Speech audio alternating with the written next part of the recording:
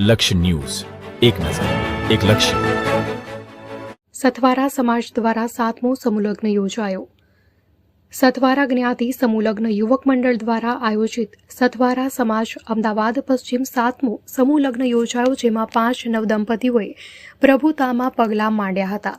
સથવારા જ્ઞાતિ સમૂહલગ્ન યુવક મંડળ અમદાવાદ પશ્ચિમ દ્વારા આજે 7મો સમૂહલગ્ન યોજાયો હતો, જેમાં 5 નવદંપતીઓએ પ્રભુતામાં પગલાં પાડ્યા હતા.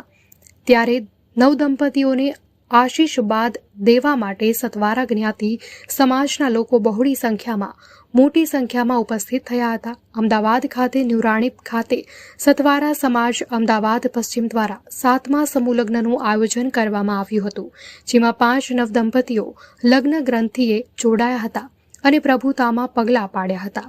ત્યારે સથવારા સમાજના 5 નવદંપતીઓની શુભવા માટે સથવારા જ્ઞાતિના આગેવાનો અગ્રણીઓ 7મા સમૂહ લગ્નમાં મોટી સંખ્યામાં ઉપસ્થિત રહીને 5 નવદંપતી વાઘોડિયાને શુભ આશીર્વાદ. આ સમૂહ લગ્ન ન્યુરાણી ખાતે યોજાયા હતા. સથવારા જ્ઞાતિ સમૂહ લગ્ન યુવક મંડળ દ્વારા સમૂહ લગ્ન યોજવામાં આવ્યા હતા.